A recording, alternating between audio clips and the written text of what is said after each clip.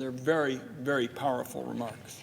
The senior senator from Oregon. Madam President, the Senate this afternoon is going to vote on the nomination of Mr. Danny Werfel to serve as the next Commissioner of the Internal Revenue Service. I want to say that I believe Mr. Werfel is superbly qualified. He is a good government nominee, and I urge my colleagues strongly to support him. Mr. Werfel, and this is true of his professional life and at his hearing, has made it clear that he's going to make sure that the IRS does its job consistent with the law and that transparency will be a top priority for his service. He's focused on building trust. And this means a lot because Mr. Werfel's done that at the IRS before. He stepped up when President Obama asked him to serve as acting commissioner during a very challenging time a decade ago. Now, the issues were different then. Danny Werfel came in after the public learned that the IRS had used some very sloppy methods of monitoring the political activities of tax-exempt groups. In the Finance Committee, particularly Chairman Hatch and myself, we did an extensive investigation and we found that both left-leaning and right-wing leading groups were affected. While Mr. Werfel served in that acting role, he worked effectively with both sides of the Finance Committee. He helped right the ship and improve confidence in the IRS. The late Senator Hatch, who was certainly conservative, but somebody who always valued fairness and professionalism, spoke to me several times and our colleagues about his high regard for Danny Werfel.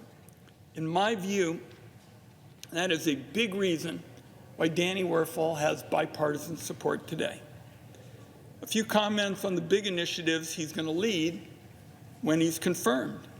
After a decade of Republican budget cuts, the Inflation Reduction Act finally gave the IRS the resources it needs to go after tax cheating by too many of the very wealthy and multinational corporations.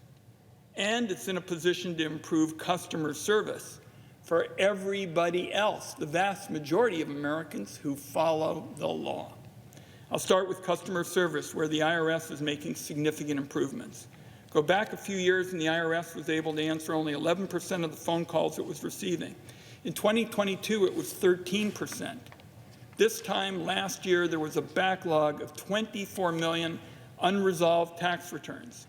As of a few days ago, the IRS was answering 90% of phone calls. It's processed more than 90% of the returns filed so far this season. And the IRS has cut the backlog of individual returns by 92%.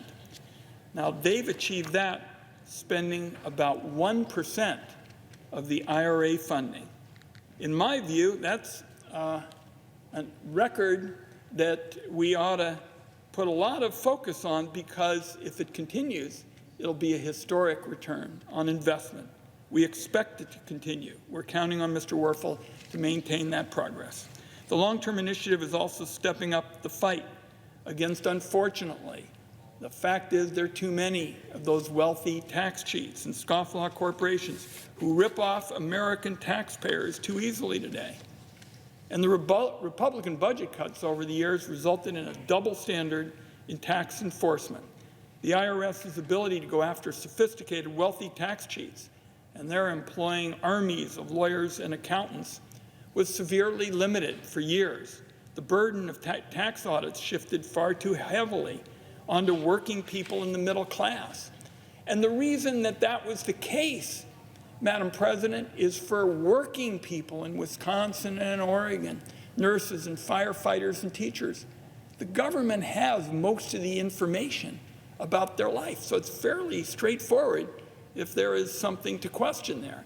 The wealthy tax cheats use their accountants and the lawyers to pay taxes very differently. Billionaires can, to a great extent, pay little or nothing for years on end because they structure their affairs not to have an annual income. So, Democrats have made clear from the very beginning that this isn't about increasing audits of people with incomes under $400,000. In fact, we wrote that limitation into the Inflation Reduction Act. Republicans struck the language from the bill during the debate. Nevertheless, Secretary Yellen has ensured that the Congress and everyone concerned know that Treasury will stand by that commitment. The plan laying out how the IRA funding will be used is in the works. And I want to be clear this afternoon, Madam President, because I've been asked about this. Colleagues on the Finance Committee of both political parties are insisting that we get that report on how the funds are going to be used, that we get it soon. And frankly, that's one of the reasons to support Danny Werfel this afternoon, because he's experienced in this field. He stepped in for President Obama. And we're convinced that he is going to follow that directive to focus on getting us the plan and ensure that the focus is on better service and on wealthy tax cheats and multinational corporations paying their fair share. And I think he's going to handle his position in a way that's transparent.